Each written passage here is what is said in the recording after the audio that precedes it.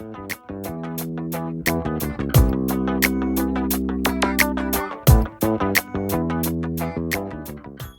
I'm Dawn Montefusco, life coach for writers and creatives, and this is Write Your True Story, how to use your story to grow your business, inspire millions, and leave a legacy.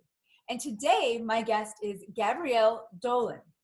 She's a global thought leader on authentic leadership and business storytelling. She's worked with thousands of high-profile leaders from around the world, helping them to become better leaders and communicators using the art of business storytelling. Gabrielle is a highly sought-after international keynote speaker and works with some of Australia's top 50 ASX companies. Gabrielle is also the best-selling author of Ignite, Real Leadership, Real Talk, Real Results, Storytelling for Job Interviews, and Hooked, How Leaders Connect, Engage, and Inspire with Storytelling. Her latest book is Stories for Work, The Essential Guide to Business Storytelling, and it was rated in the top 100 business books sold in Australia last year. Hi. Hello, what an introduction. Thank you. I really wanted everyone to hear that specifically because sometimes I shorten it, but you just nail it. You nail so many of the parts of this topic that I want people to listen to. So how about you tell us a little about what you do and any projects you're working on right now? Yeah, well, obviously from that introduction, I do a lot on storytelling. So it's almost, I've been doing this for 14 years. So I left the corporate world almost 14 years ago to this week.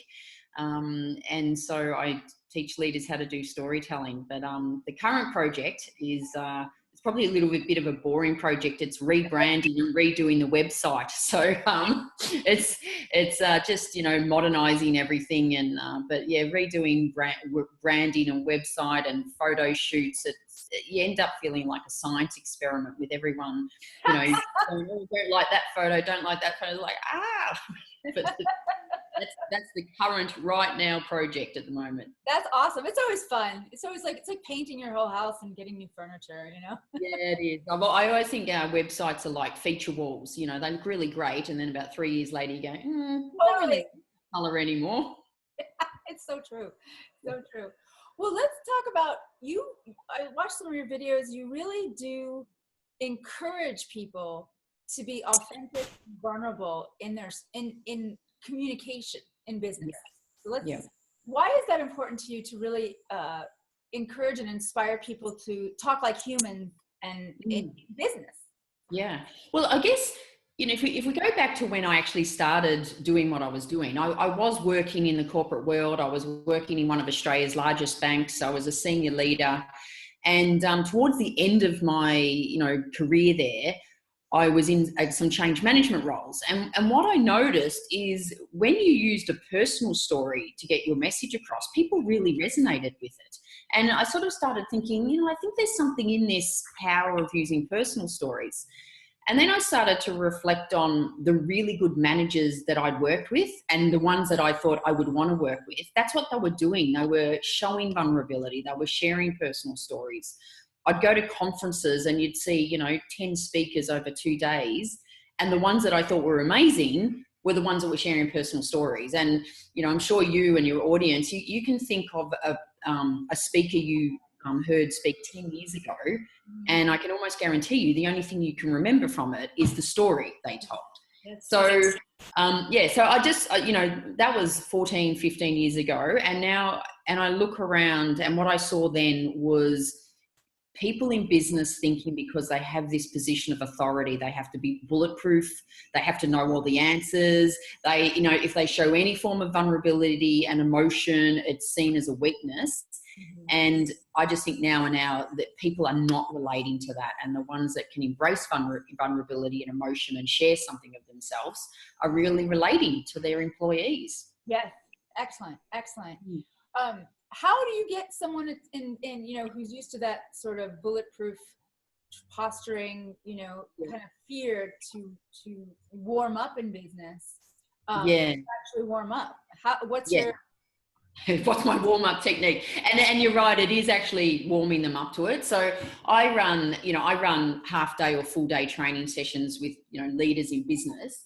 And look, some of them are there going, great, I want to really learn how to tell stories more effectively. But I know a lot of them are there thinking, oh, come on, storytelling in business, give me a break. Or, you know, I'm a very important person. I'm the CFO, so why would I need stories? So I do warm them up, and through using a lot of examples, I show them that just sharing personal stories, it's not about your deepest, darkest fears or, you know, secrets or fantasies. It's sharing the day-to-day stories, and even those little day-to-day stories about when you were a kid or your kids, or something that happened on the weekend.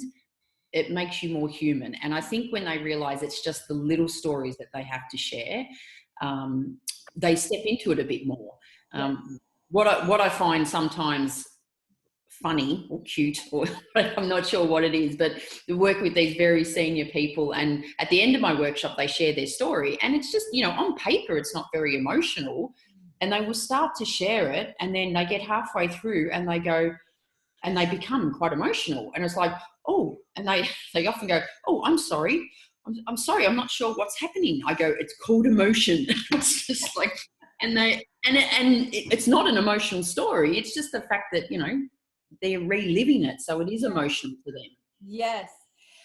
What about, like, how can you speak towards entrepreneurs who are really putting themselves out there, right? They're the face of their business. They're the backbone of their business. They're the writers of their business, usually at first anyway. Hopefully they're writing their own stuff, but even if they're just speaking it and someone else is putting it together, it's still their stories. What is it about being authentic and vulnerable when you're growing a business that can help you grow that business? Yeah, look, it's really important for entrepreneurs to share their stories, and I say stories because it's not normally just one story. When we say the story, we often think of how the business started, and when we go with that, if we just stick with what sometimes ends up being a timeline. I started this, and then that happened, and they're not very interesting. It's a timeline. What's more powerful is the little stories that happened along the way, you know, something that happened one day and how it set you back. I think just naturally humans relate more to people, you know, have overcome struggles. I mean, you know, it's your typical Hollywood movie, isn't it? You know, the hero's journey. Yes. But if you're just, anyone that starts a business is going to have setbacks. It's just the way it is. And so if it's almost like if someone's sharing a story about their business and they're not showing any vulnerability, they're just going, oh yeah, it started and, you know, had a great start and blah, blah, blah. People are going, it doesn't even sound real, because, you know, it's not real. And then also, like, the reaction is then, well, great, good on you. Yeah. So it is sharing, you know, the struggles that people do relate to it. And it's just human nature. We as humans, we relate to that.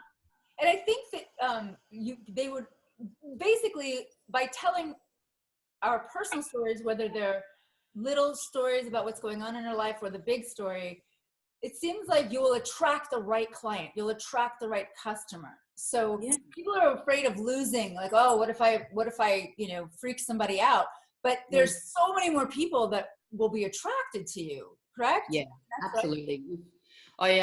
It's funny that I love quotes, and a quote I, you know, came across in my early 20s, that I've just lived my life by. And I should know I should find out who said it, but I don't think I have.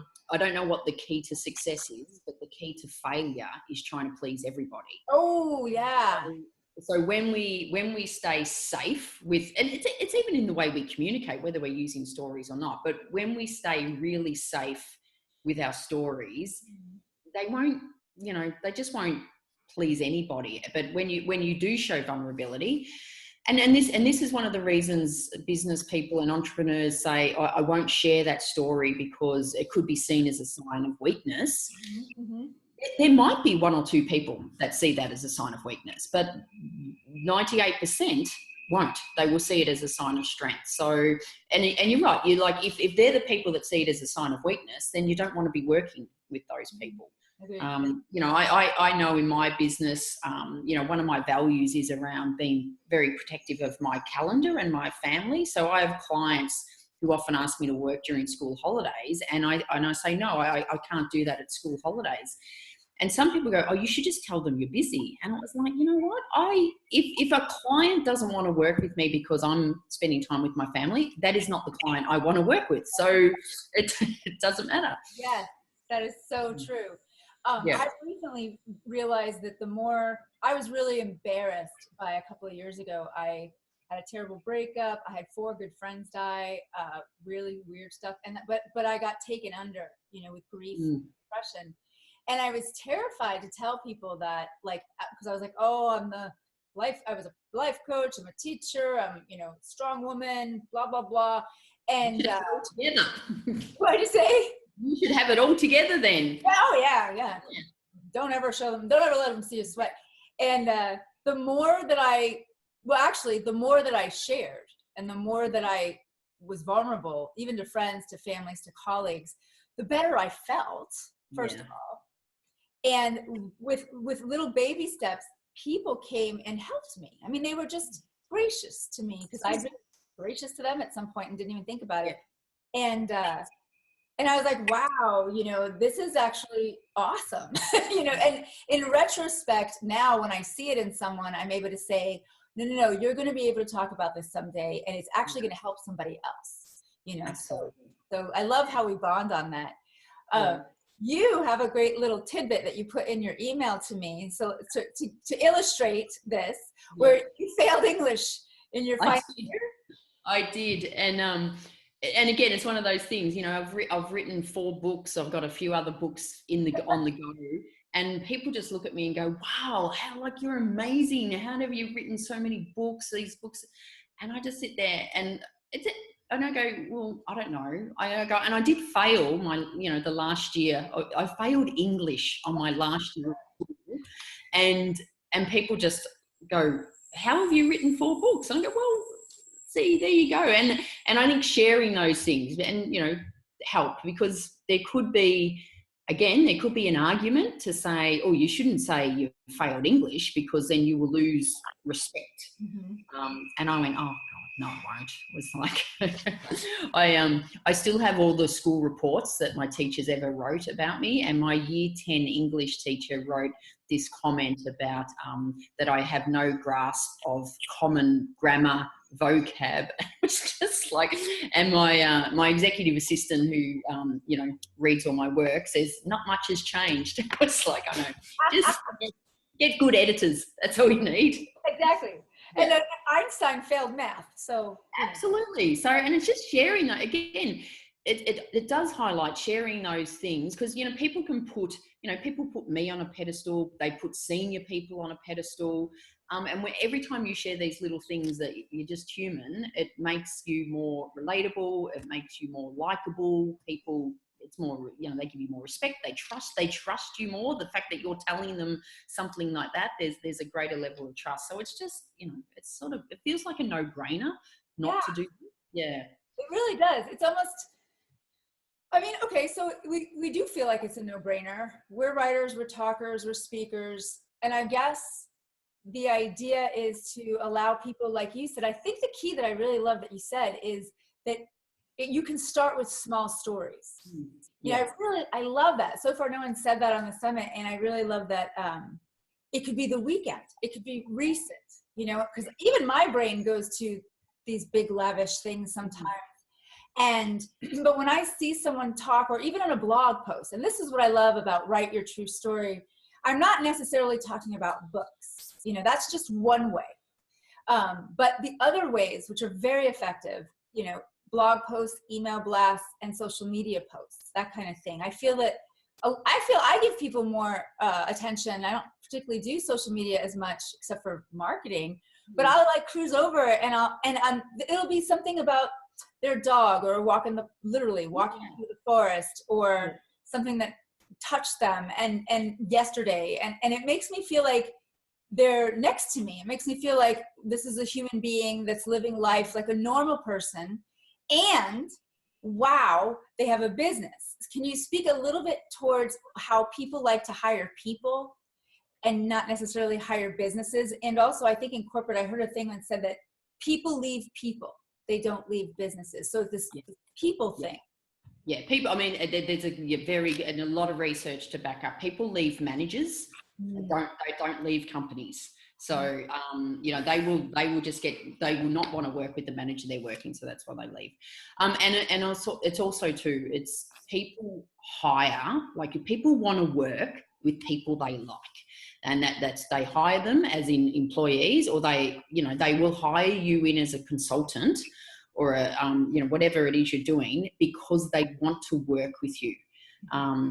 And there's a lot of, people think we make decisions logically, but we're humans and we make decisions emotionally. Yeah. So if you're having a conversation with a potential client, if they like you, and obviously what you're offering's got to be appropriate, but if they like you, they will justify any way they can why they should be working with you. Yes.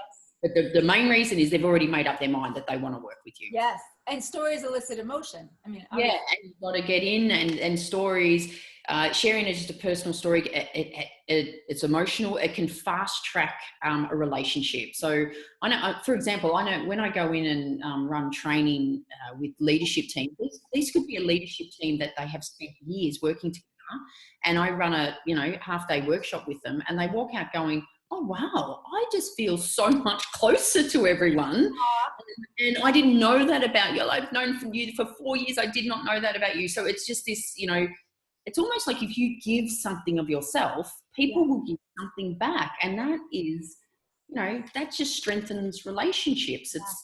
It's like when you talk about your best friend, you say, you have some friends that you share stuff that you go, I would never tell anyone else, but I'll tell them. And that is because the relationship is rock solid strong. And that's, you can do that in business. You can strengthen relationships by sharing. Yes. I mean, not sharing what you do with your best friend, but sharing something. Yes. Yes. You said something. Oh, I was curious because I was about to say, sharing and being connected is like in the American culture, it's sort of like we have to do everything by ourselves. It's like if you can't do it alone, and you can't do it privately, and you can't do it holding up a facade, and you should be strong enough to figure it all out on your own. And that's just like deteriorates people inside. Like I've seen a lot of depression from this whole I got to do it by myself thing. Yep. And so when we tell our stories and when we connect, all of a sudden we don't feel so alone. And I feel like we also give other people permission to reach out and connect. Is it the same in Australia and in business in terms of kind of you kind of almost feel like you have to do everything by yourself, and so sharing might be a little bit awkward? Probably. But what I do, but again, the power is once you share your story, people, like it's like, oh my God, I've had a similar situation, and they can help you, or it helps them. What I find is you share a story about, for example, I can share stories about the struggles, I'm having with my kids at the moment. And it was like people going, and I feel like it's just all too hard. And then you get all these responses back going, oh, I'm so glad you feel that way. I thought I was the only person that felt that way. So it is sharing these stories. And I think you touched on before about on LinkedIn posts and social media.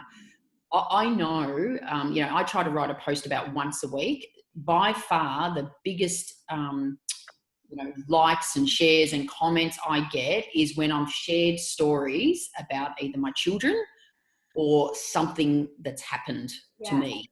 And I've just shared the story. And I don't try to share the story just for the hell of sharing the story.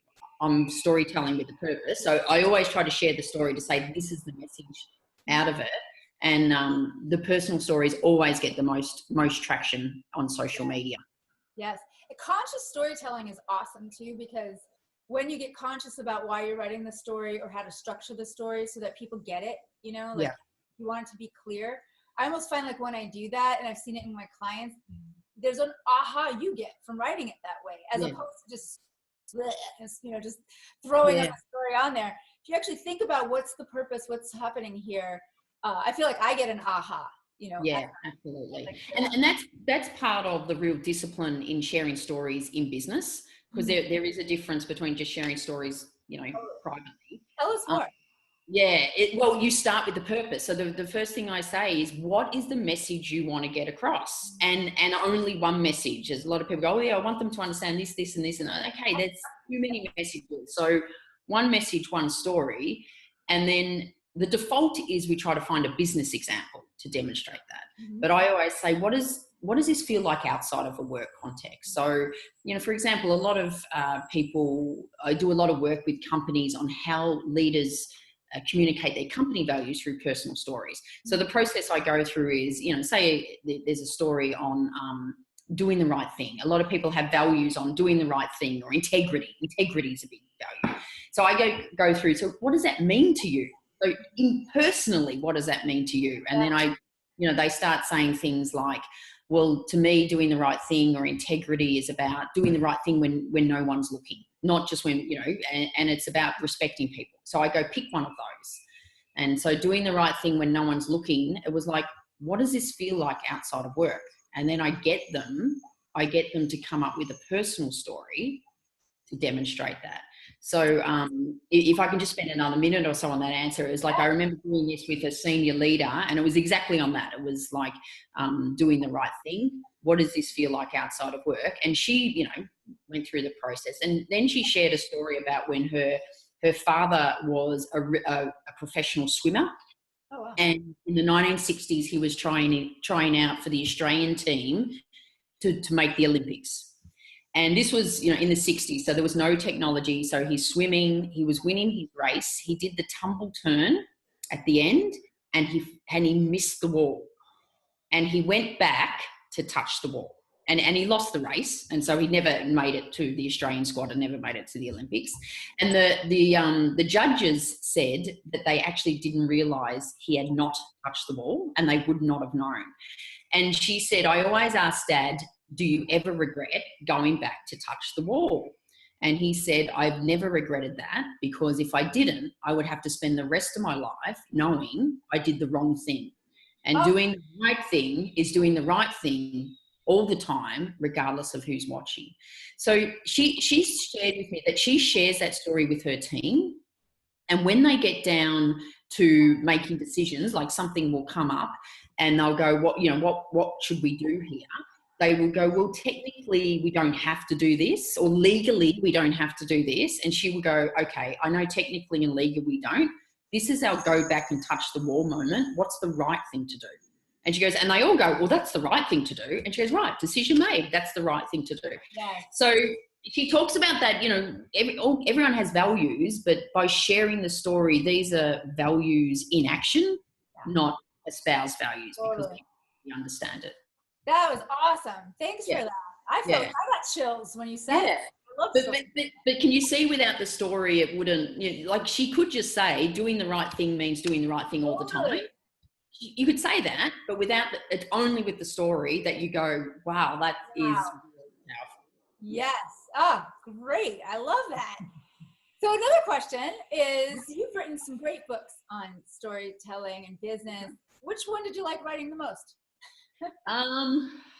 It's sort of, it's one of those ones when if someone says, have you got a favorite child? You sort of do sometimes. It depends on the day. My latest one, Stories for Work, I probably would say I enjoyed writing the most, only because I wrote it quite quickly, in that it's almost a collection of a decade of my life's work. And what it is, it's a compilation of other people's stories. So therefore I had the real pleasure of hearing other people's stories. So like, there's, stories for presentations, a chapter on that. And that means there's, all these stories in that, and stories for sales. So love it. I actually really enjoyed writing that one. And it's, it's, as you said in the promo, it was rated number 70 in Australia's top selling books. And considering there's, tens of thousands of books sold, making the top 100 was pretty special. That's awesome. Okay, I'm so excited. I'm gonna read that one. I've got so many books to read. It's an easy read. It's a very easy read because I love it. And I do. I'm so in love with stories. I'm so in love with the shorter compilation stories too. Have been something I've really enjoyed. Yeah. You have a great free gift on your website. I do have a gift. So, and people are finding this really valuable. So literally it's, the usual, sign up to it. And it's a 7-day storytelling starter kit. So what would happen is every day for 7 days, you will get an email from me, which contains a really, really short video on literally getting you started thinking about how you can start using storytelling in business. So if anyone wants to do that, they're more than welcome to sign up. Sign up for it. I mean, I think one of the things that I love at this point is I really love going back to the beginner's mind. Yeah. I feel like I piled on a lot of information, a lot of knowledge, a lot of experience, and I still get stuck, and I find that instead of trying to make it more complicated, I've really enjoyed going back to experts like you and going, oh, that's right. How did I forget the very basics? Or it just invigorates me one more time. So thank you for that. Excellent thing. And then also too, I think the storytelling starter kit, a lot of people go, I don't have any stories. Like I'm just normal. And it's like normal stories are good. Everyone's again, because we're thinking they've got to be the big, climb Mount Everest stories. Or surviving cancer stories. They don't. It's just the day-to-day ones are the most powerful. It's true, actually. Yeah, I always say that in every ordinary life there's extraordinary experiences because nobody is going to see that grocery store the same way you're going to see the grocery store, or the way you're talking to your mother, or the way you found a little bird outside and you don't know what to do with it. I mean, there's so many little things that are so cool that people forget. Yeah. I just walk around going, oh, wow, I could use that as a story. Or I'll be out with my kids and something will happen and I take a photo and I just go, you're going to blog about that, aren't you, Mum? I go, yep, I am. I love it. I do want to tell everybody about your jargon-free Fridays. Yes. Hilarious. Yeah. Oh my gosh. It is one of the funniest things. I watched a few of them earlier and I was like, hands down, this is genius. Tell us about that. Yeah. So I guess part of my thing about using personal stories in business is I just have this passion about our default language in business is jargon. So we try to make ourselves sound really intelligent by using all these jargon words like operationalization and visualization. And if we just use real words, people would connect with them. And if we use stories, people would connect. So I had this idea about, giving up jargon's hard, but what if we just gave it up for one day a week? If you took up the challenge on a Friday to go jargon-free Friday. And I also thought if we use jargon in any other aspect of our life, it would be, people would just call it out for how ridiculous it sounds. And so the videos you're referring to, I got made up the really short ones about if jargon was used in a marriage proposal. Oh, out loud. That's, yeah, that's one of my favorites. And, if jargon was used, to explain sex to your kids, that was, we filmed all those in one day and my hardest job was just sitting in the background trying not to laugh. So, so that's like a separate website, jargonfreefridays.com and, then there's my website too. But I'll post those down below because I think everyone should see those. That was great. That was great. Yeah. Well, thank you, Gabrielle. I feel like, and it's Gabrielle? Did I say it wrong? Gabrielle, yeah. My New York and West Coast get confused sometimes. That's okay. It's been such a pleasure. You're awesome. Thank you. It's been a great interview. I adore you. I think I'm excited to see your new website when it comes out. Don't forget to send that to me. I will. And have a great day. I mean, just keep doing what you're doing. And I believe it's early there. You're in Australia. It's early in the morning and a nice sun streaming through the window, which is so nice. Have a beautiful day and thank you again. Okay. Thanks, Dawn. Okay, bye. Bye.